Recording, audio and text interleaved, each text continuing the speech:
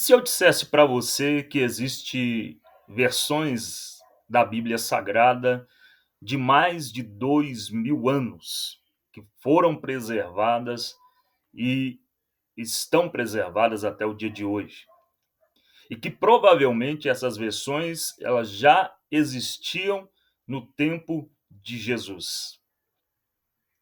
É claro que eu estou falando de versões do Antigo Testamento. E é sobre isso que nós vamos falar nesse vídeo de hoje. Vamos falar sobre os tesouros escondidos, os pergaminhos perdidos que foram encontrados no deserto da Judeia, em Queruã, nas proximidades do Mar Morto. E você é meu convidado. Você que não me conhece, eu sou o pastor Jairo Oliveira. E hoje a gente vai trazer um pouquinho dessa curiosidade sobre a Bíblia Sagrada e sobre uma das maiores, se não a maior descoberta arqueológica do século XX, a descoberta dos pergaminhos do Mar Morto. Isso vai agregar um pouquinho de conhecimento acerca do cuidado de Deus com a sua palavra. Você que é cristão, que tem curiosidade acerca da palavra de Deus, você vai ver que Deus ele zela pela sua palavra. Vamos lá. Para começar, né? O que é esses pergaminhos? Os pergaminhos escondidos.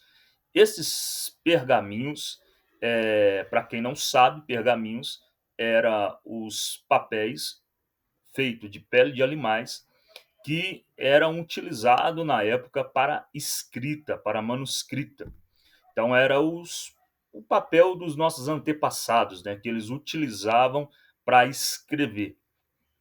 E nós vamos falar dessa descoberta ali próximo ao Mar Morto. A gente vai falar um pouquinho sobre isso. Como aconteceu a história, só para vocês entenderem. Haviam dois pastores beduínos, filhos de pastores beduínos. Eles estavam no deserto e eles perderam um animal. E então eles foram procurar esses animais. E na busca desses animais, eles se aproximaram de cavernas. E nós vamos falar um pouquinho sobre essas cavernas. Só para contextualizar, o que eram os pastores beduínos? Eles existem até os dias de hoje, então, ou seja, eles ainda exercem essa atividade, são pastores nômades, ou seja, eles não têm moradia fixa e eles vivem no deserto cuidando de animais. Essa é a atividade principal dos pastores beduínos. Basicamente, a gente vai falar dessa descoberta. Foi ali na proximidade do Mar Morto, mais especificamente no deserto da Judéia, o deserto de Queruã, e ali passavam, né, esses pastores beduínos quando eles fizeram a descoberta dos pergaminhos, né? A gente vai ver um pouquinho aqui. Essas são as cavernas, para vocês terem uma ideia. Essas são as cavernas. Então, esses dois pastores, filhos de pastores beduínos, quando eles estavam procurando animais, eles pensaram que esses animais poderiam estar dentro dessas cavernas. Então, o que eles fizeram? Eles pegaram e jogaram pedras. Só que quando eles jogaram pedras dentro dessa caverna, eles escutaram barulho de cerâmica quebrando. E quando eles escutaram esse barulho, isso aguçou a curiosidade deles. Então eles subiram nessas cavernas para ver do que se tratava. Era comum naquela época encontrar tesouros, né? Então esses pastores também eles lucravam, né, com tesouros que eles encontravam nesses locais, né? Então eles decidem subir na esperança, na expectativa de encontrar um tesouro. Só que para surpresa daqueles dois rapazes, eles encontraram vasos de cerâmicas. E aqui eu vou mostrar para vocês esses vasos, né? E dentro desses vasos, pergaminhos. Coloquei aqui um exemplo de um pergaminho, né, mais atualizado, mas semelhante a esse. Dentro desses vasos, vários pergaminhos que estavam escondidos dentro dessa caverna. Só para vocês terem uma visão aqui, ó. Essa é uma visão interior de uma dessas cavernas onde foram encontrados alguns pergaminhos. Só que eles não tinham noção do que eles estavam encontrando. Eles pegaram alguns vasos e continuaram o trabalho deles, né, cuidando dos animais ali no deserto, mas eles desceram com esses vasos e venderam no mercado de Israel.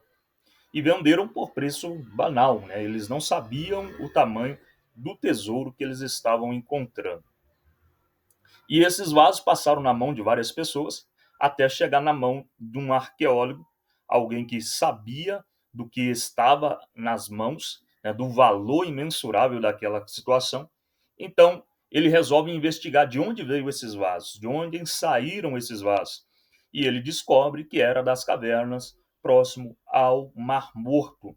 E quando esses arqueólogos eles começam a escavação, eles descobrem que não era um ou dois, eram centenas e centenas de manuscritos que datavam de mais de 2000 anos atrás. Ou seja, era a descoberta arqueológica mais importante já localizada, já encontrada, e foi assim a descoberta mais importante do século XX e uma das descobertas mais importantes até o dia de hoje. Então, pessoal, é, aqueles beduínos, né, eles não tinham noção do tamanho do tesouro que eles estavam encontrando ali. E o que que esse tesouro, né, o que que esses manuscritos continham? Eles continham cópias fidedignas, idênticas dos livros bíblicos do Antigo Testamento, da Bíblia hebraica, e principalmente cópias completas. O livro de Isaías foi encontrado uma cópia completa do livro de Isaías. Eu vou mostrar para vocês aqui, ó. Então a gente está vendo aqui esse manuscrito que foi encontrado é uma cópia do livro de Abacuque, né? O livro de Abacuque também foi encontrado nesses manuscritos.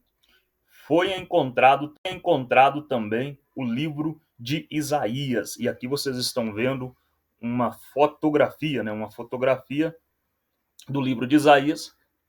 E o livro de Isaías foi encontrado completo, né? Ele estava completo dentro desses vasos, nessas cavernas. Aqui a gente tem também, né, uma cópia aqui para vocês verem. Esse é o lado externo do pergaminho do livro de Gênesis, que também foram encontrados dentro desses vasos quando os arqueólogos, né, decidiram cercar aquela área e estudar, pois se tratava de uma área histórica. E quando eles descobriram essa fonte, né, de riqueza arqueológica, eles foram extrair e estudar o local, né? Eles foram escavar este local e eles descobriram ruínas de uma cidade, de uma habitação. Então, ficou claro que nesse local habitavam, há mais de 2000 anos, pessoas. Existia um povo que morava e habitava no deserto. Isso aguçou a curiosidade e por isso essa descoberta ela é tão importante até os dias de hoje. Então, para vocês terem uma ideia, aqui tem uma imagem de como seria esse local, né? Como seria essa comunidade, vamos chamar assim. Eles descobriram que nesse local havia habitado um povo, uma comunidade que morava no deserto. E por que que isso foi importante, né? Por que que a gente vai falar um pouquinho sobre isso? Porque aqueles manuscritos que foram encontrados em cavernas, eles foram escritos por alguém, eles foram transcritos por alguém. E dentre várias teorias, a teoria mais aceita é que aqueles manuscritos foram escritos pelos povos essênios. Os povos essênios, e foi descoberto através da leitura, da decodificação dos manuscritos, que quem habitava nesse local eram os povos essênios. Então a gente vai falar um pouquinho sobre os povos essênios. E a teoria mais aceita é que eles escreveram esses manuscritos aqui no deserto da Judéia, em Queruã. Foi aqui em que eles escreveram todos esses manuscritos. Há também um local nessa escavação em que eles descobriram uma sala com uma mesa, que era o local em que eles usavam para escrever. Quem foram esses povos essênios? A gente vai falar um pouquinho agora sobre quem escreveu esses manuscritos. Os povos essênios, eles eram um povo judeu que começaram a discordar das cerimônias sacerdotais da época. Eles romperam com aquilo que chamava de religião judaica da época, porque tinha várias coisas, várias situações em que eles não concordavam. Eles não concordavam da cerimônia dos sacerdotes e também discordavam de muitos erros que eles viam e consideravam que isso era impuro perante a Deus. Uma das características dos povos essênios é que eles queriam seguir a Torá, seguir na sua integridade, né? Então, o que eles fazem? Eles rompem com a religião da época e eles decidem peregrinar no deserto. Então, eles fazem esse deslocamento de Israel para o deserto. Eles tinham uma crença, eles acreditavam que chegaria um Messias e que esse Messias ele ia estabelecer um novo tempo. Esse Messias ele viria para transformar tudo aquilo que eles acreditavam e para confirmar as leis que existiam, a lei de Moisés, a Torá e os mandamentos. Então, eles tinham essa crença fidedigna, essa crença real de que iria chegar o Messias. E dentro dessa crença, eles acreditavam que o Messias, quando chegasse, eles tinham um local aqui nessas escavações em que eles se reuniam para alimentar, e eles acreditavam que a qualquer momento o Messias viria e apresentaria o pão e o vinho. Nós que somos cristãos, nós sabemos que isso tem muito fundamento. Embora os povos essênios não viram o Messias, e o Messias não veio exatamente da forma que eles pensavam, nós percebemos que os essênios, eles trazem para nós cristãos base do cristianismo.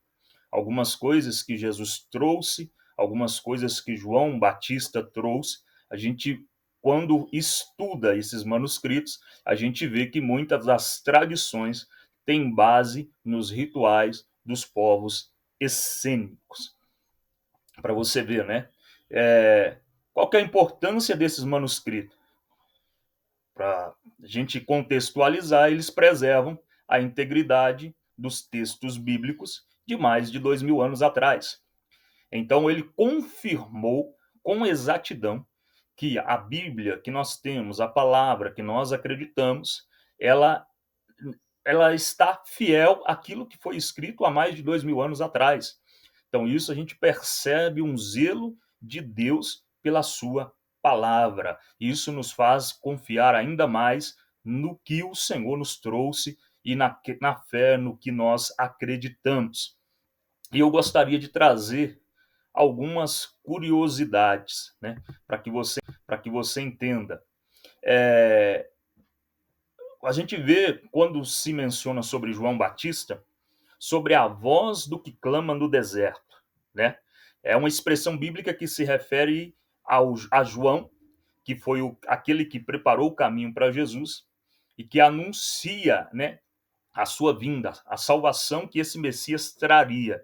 Se a gente fazer uma ligação, você vai ver que isso tem um pouco a ver com os essênios, né? Os essênios esperavam o Messias.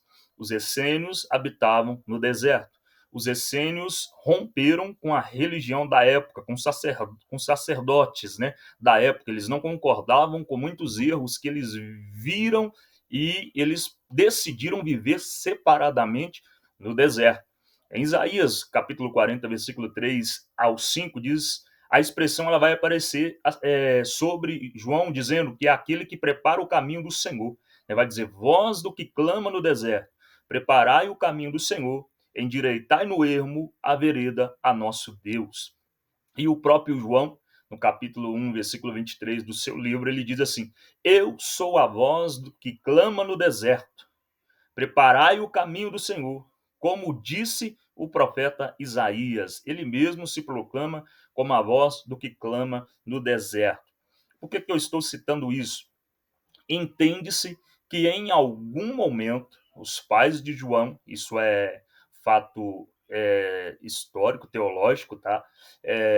A gente não tem uma base assim bíblica para a gente trazer isso, então só para a curiosidade e pelos fatos, né? Os fatos se encaixam e nos levam a entender isso, que em algum momento os pais de João, Zacarias, mas a sua mãe já avançada de idade, eles deixam João com esses povos essênicos no deserto.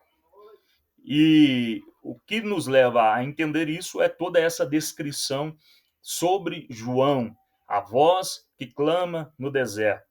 E a gente vai ver que tem muita semelhança com algumas situações do cristianismo. Então, em algum momento, entende-se que João esteve com os essênios, porque ele preserva muito daquilo que os essênios acreditavam. Mas, em algum momento, João, ele rompe com os essênios e ele vai pregar próximo ali a Herodes, né? E ali ele começa o seu ministério. Em algum momento, ele discorda de alguma coisa dos essênios e ele vai exercer o seu ministério fora do deserto, ali onde estava a comunidade dos essênios. Nós entendemos que os essênios, além de deixarem cópias fidedignas dos livros da Bíblia, eles também deixaram alguns livros apócrifos, né? E acredita-se que até que muitos livros apócrifos foram escritos pelos essênios ali neste local.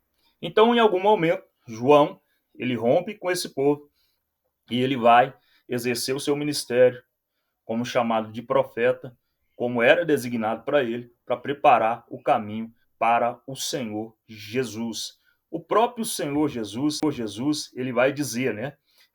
Quando João mandou perguntar se ele era mesmo o Messias, no livro de Mateus, capítulo 11, o Senhor diz assim: olha, então, em partindo eles, passou a Jesus a dizer ao povo a respeito de João: que saíste a ver no deserto? Olha o Senhor dizendo, né, sobre o deserto.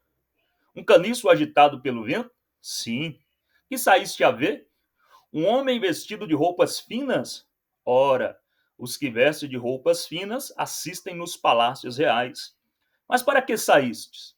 Para ver um profeta. Sim, eu vos digo, e é muito mais que um profeta. Então Jesus, ele mesmo descreve João como uma voz, né, que saiu do deserto, né? Então, assim, provavelmente João esteve entre os essênios.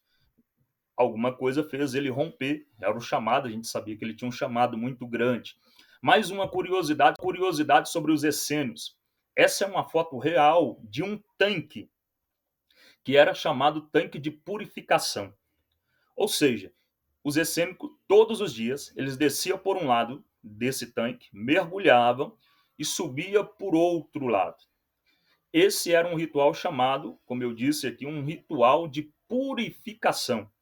Eles acreditavam que após mergulhar neste local, né, nesse tanque, eles estavam puros e purificados de todos os seus pecados. Então você vê aqui uma base para o que? A gente vai ver aqui, ó, só para vocês terem uma ideia. O batismo de João, né? Será de onde surgiu o batismo de João, né?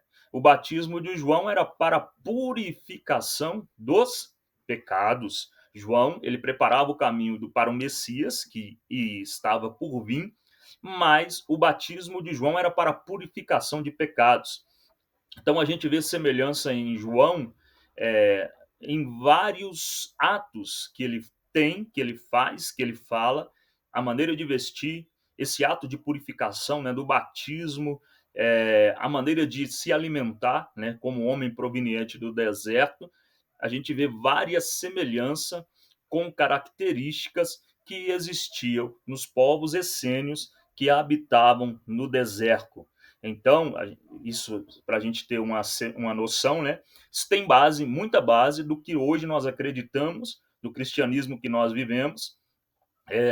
João prepara o caminho, Jesus traz o batismo também para a remissão, um símbolo de uma aliança, né, perante aos homens, e até hoje nós nos batizamos, né, para com um novo nascimento.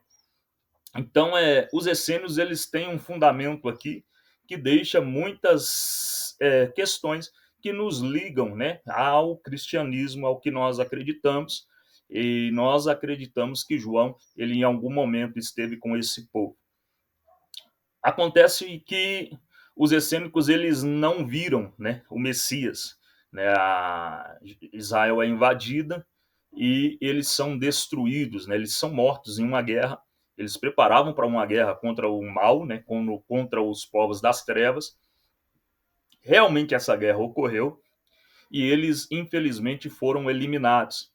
Então, qual que é a questão desses manuscritos, né? Acredita-se que no momento desta batalha eles correram e esconderam esses manuscritos nas cavernas para que eles não fossem destruídos.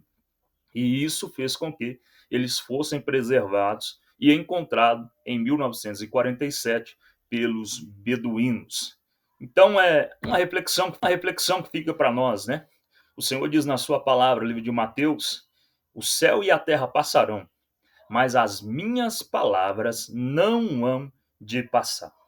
Se nós tivermos um pouquinho de consciência, né, espiritual e discernimento, nós vamos entender que a preservação desses manuscritos também é parte do cuidado de Deus com a sua palavra. Pode ser ateu, pode ser cristão, pode ser budista, nenhum deles vão negar que a maior descoberta arqueológica do século XX foram esses manuscritos. E também que nesses manuscritos estão cópias fidedignas de livros da Bíblia Sagrada. Interessante, né? Eu espero que, através desse vídeo, eu tenha passado algum conhecimento. Né? A gente vai explorar um pouquinho sobre algumas curiosidades do passado, né, da Bíblia Sagrada, e trazer para a nossa reflexão. Né? Essa história você encontra, e você pode pesquisar também nos sites do Museu de Israel, sobre os manuscritos que foram encontrados em Queruã, no deserto da Judéia, no ano de 1947. Uma coisa é certa, nós vivemos um evangelho que Cristo instaurou, o Messias veio, o Messias já viveu, morreu, ressuscitou e nos deixou este evangelho que nós seguimos na esperança de encontrar com Cristo um dia. Que Deus abençoe. Você que ainda não me segue no meu canal, eu convido a você a seguir, ativar a notificação e nós vamos procurar trazer mais vídeos dessa forma para agregar algum conhecimento, algumas curiosidades sobre a Bíblia Sagrada. Que Deus te abençoe, fique na paz do Senhor e creia, hein? Pode passar o céu, a terra, mas a palavra de Cristo ela será preservada para todos sempre. Deus te abençoe, até o próximo vídeo, tenha um dia abençoado, em nome de Jesus.